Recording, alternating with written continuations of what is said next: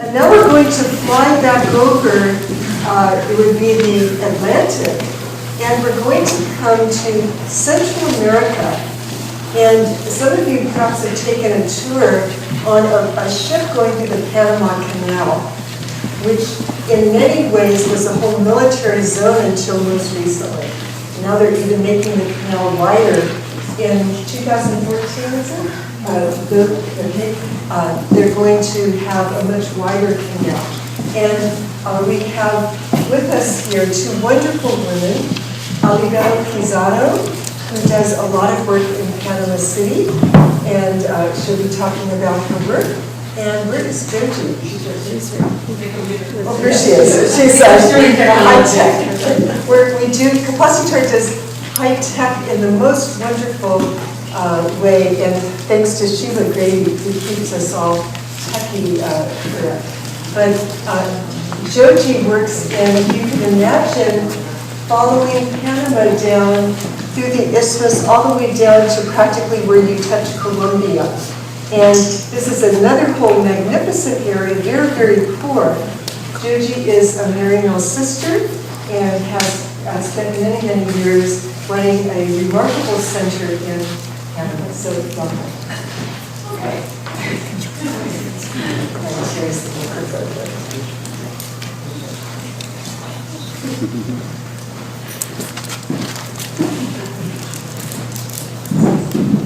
Hello. Hello. I speak Spanish.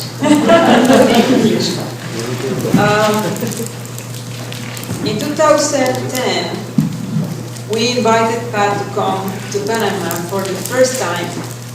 We did a workshop on trauma healing and transformation during the completion of an NGO project, working with people in the province of Darien, and in some communities, with people who have left Colombia and are seeking asylum, although many are without legal status as prisoners in very poor communities with little access to the health services.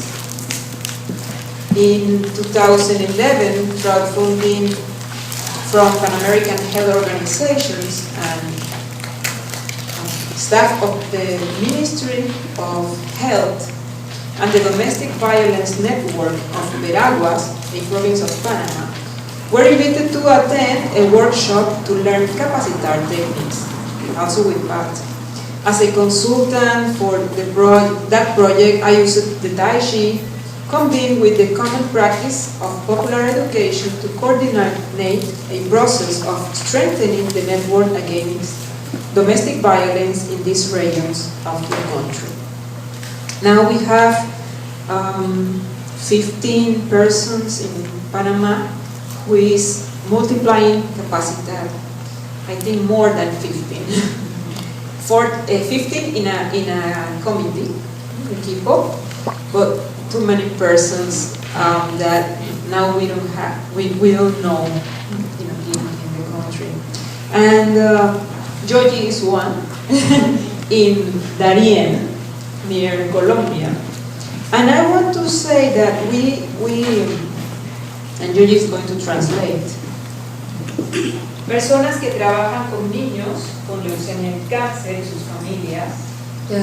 People who work with children with cancer and leukemia. Defensoras de los derechos de las mujeres. Defensors or for women's, especially women's rights.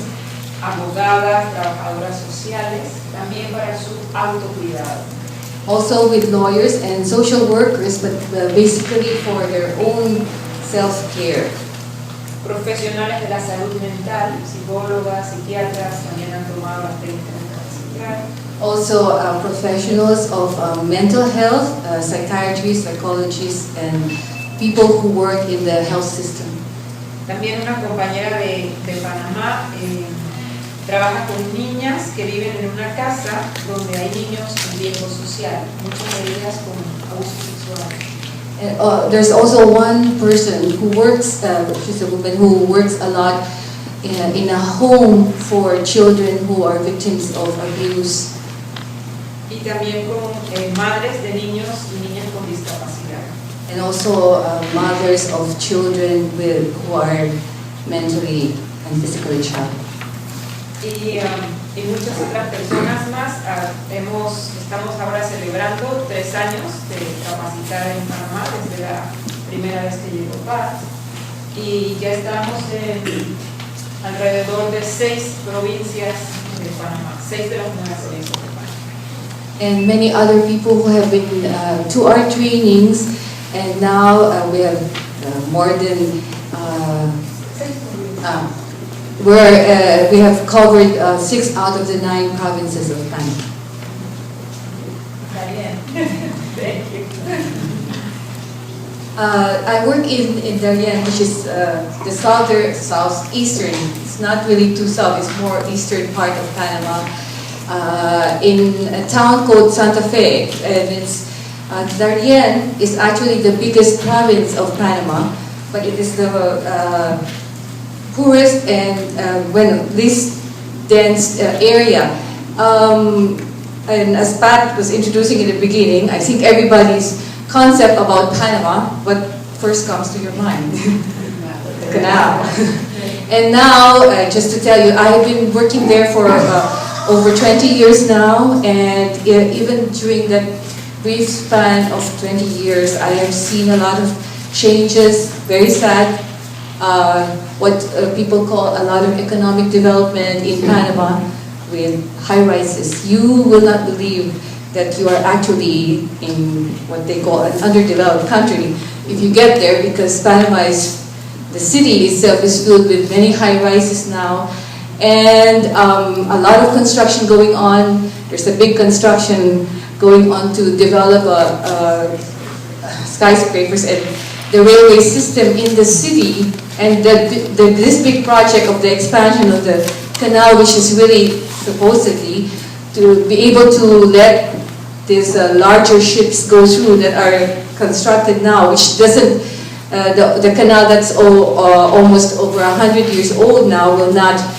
cannot support anymore, but that would mean all the ecological destruction right in the city itself, which was basically, if you were coming to Panama 20 years ago, you would see all these mangroves areas even around the city and close to the airport. So as you're flying into the international airport, you see all this beautiful green mangrove, and they're all being cut down to build housing complexes, obviously not for the poor, but for rich people and a lot of people coming, retirees from US and Canada and Colombian and Venezuelan, but the rich, not the poor who are fleeing their country, but it's the rich people. And as you said, Panama is basically a service economy, and that's how it thrives, through the canal, through income from the canal, tourism, and the banking institutions. That's basically service for laundering money, international money. So the part of the Darien where I was, it really was not open up until about 20 years ago, when, not 20, in 1970s, when the Pan-American Highway, which I'm sure a lot of you have heard, really was built through what was Darien, was closed before, and was opened up during that time with the building of that road. And with the building up or opening up of the road, it only goes up to a certain point, which is about an hour and a half, 2 hours from where we are, which is Santa Fe, and then it stops there, because they have what you call the Darien Gap, or the Pond de Darien. It's one of the biggest natural reserves, tropical rainforests that still exist in our world today. And if you can imagine, Panama is such a small country, and yet it holds one of the most rich, biodiverse, ecological place in the world, because it has so many varieties. I mean, the whole of Panama, including parts of Colon, which is where the canal goes through from the city from Panama City to Colón on the Atlantic Ocean. There were a lot of national parks that were preserved in the early stages, but now all of that are being cut down for the expansion of the canal, and of course with that they need more water supply. Just in case you don't know, in order to be able to operate the locks, they need to pour in fresh water for every ship that comes through. For each ship, as minimum, just to raise it a few feet up so that they could go through the canal, could take up to 20,000 to 50,000 gallons of fresh water. They claim that now with the expansion of the new canal that there's part of it will be recycled, and it's not like before with the old canal that everything would just go out to the ocean once the gates of the locks are open. But we don't really know for sure how true that those statistics are. Anyway, in Darien, after the opening of the canal, the road, then there were a lot of migrants who came in. I'm sure you can find out from information from the internet about the biodiversity and how it came about in terms of Panama being together with the whole of Central America. They're from Mexico all the way down to Panama and to the Colombian, northern part of Colombia. Really did not exist before because it was underwater. But then later on, with the changes in the climate during the Pliocene age, millions of years ago, then the land surface eventually came out. And so that's why there is such a diversity of plant and animal life and many other things between northern and the southern part of the Americas is because of that land connection. And then the other thing is that the other interesting thing is that connection between what was Atlantic and Pacific Ocean before was combined, but then with the rising of the landmass, then that also changed the configuration. But Panama, because of its location, really is like a bridge between all of this. So just to give you like a little bit of example about,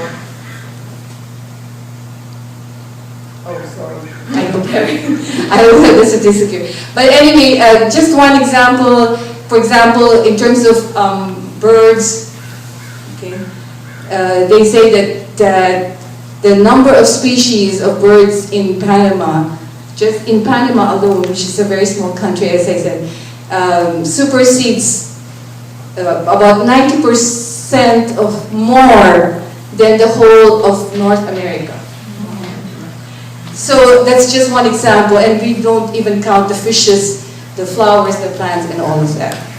So the other part of the, maybe you can move it to the, forward. Yeah, we'll just move it forward because you go forward. Yeah, because otherwise, somewhat.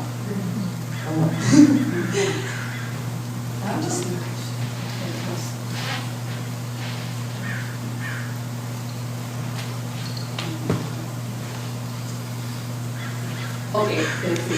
For example, in all Panama houses 10,444 different types of plant species, including 1,200 orchids, 678 fern species, and 1,500 varieties of trees. And as well as 255 species of mammals, birds, and others. That's okay. So this is Darien. These are just pictures that we can flash later on. So with the opening of the road in Panama, that brought about the indigenous inhabitants of Darien were really there's two indigenous groups, what we call the Embera and Waunan. They kind of look a little bit similar because of the clothes that they wear, but they're really different from each other. They have their own languages. And then the other groups are the Afro-Darienitas, who have migrated from the Southern Americas also. And then the latest addition to the population in Darien are what we call the mestizo campesinos, who came from the other parts of Panama, like this guy that's shown there, who came looking for land. And so when the road was open and people were told they can stake their claim on the land, a lot of them who had no more farms to till because they've been declared unfertile because of slash and burn, migrated down to Panama. Now they are the biggest, to Darien, now they're the biggest group. And so that's why when we got there, in the first few years, it was really basically the indigenous and the Afro-Darienitas that occupied the territory of the Santa Fe, like the town of Santa Fe where we're working now. But now with the influx of so many of these campesino mestizo farmers, we have experienced more and more problem from the very beginning in terms of their relationship with them, and now among them, and now also with the destruction of the land. And so the problem we faced was really, how do we try to create better understanding and respect for their biodiversity, and also as different, coming from different diverse groups. And I think that's the challenge that we continually face. We do different programs to try to help the people to learn about their own identity, to learn about the land of Darien itself, and feel their identity to this land. Because since most of them are migrants, even it's very interesting the first few years, even if a lot of the children were actually born already in Darien, when you ask them where are you from, they would still say, oh, I'm from Veraguas, or I'm from Herrera, which is really where their parents came from, or their grandparents. And so didn't feel that close identity to the land of Darien, and a lot of conflict among them. So part of our work has been to try to encourage better understanding and also appreciation of their own identity, whether they're indigenous, Afro-Darienitas, or campesino mestizos. And then the other part of our work has been to try to encourage working the land more organically in order to conserve the land that's being destroyed more and more now by the influx of big cattle owners, and also what they call teak plantations that are buying off a lot of the land in order to plant teak trees that's not native to Darien, and so it's causing more erosion and problems, and also, but it's for money because it's fast-growing wood, and also it's destroying the land that they need to raise their own food also. So how to create that respect for the diversity, and we really believe that without that, the people are, as we say, the violence, whether it's from use of alcohol, drugs, domestic violence, that are created among the people, and now the conflict among the different groups there because of the lack of land, basically comes out also from their lack of identity with the land, because it's the people who are destroying the land who are also abusing their families, their children, and also abusing the animals. And so all of that is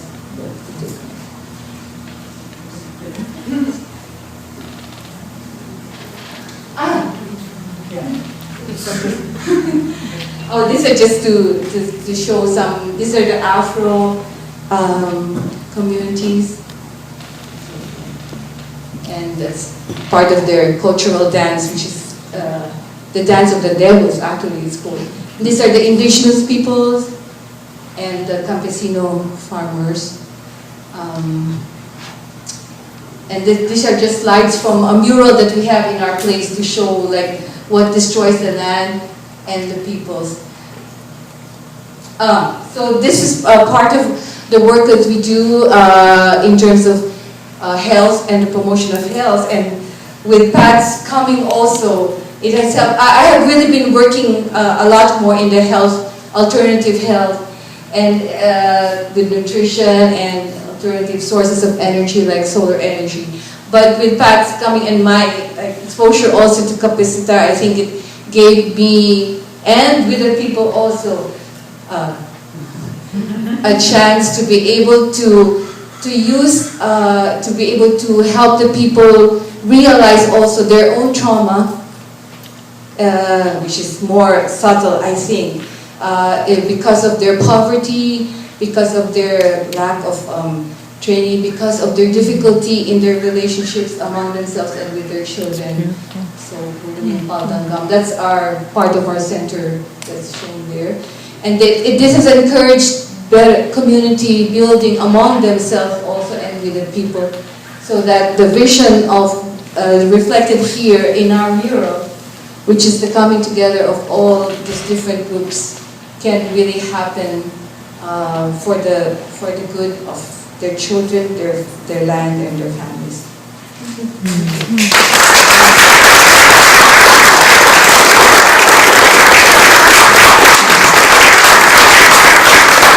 It's so inspiring when you see the actual images of the people, and then imagine people with very little education being empowered to have their own organic gardening and their own special projects, and then in their own ways learn how to use these simple practices. They love the constipation point, which is a point between the index and middle finger.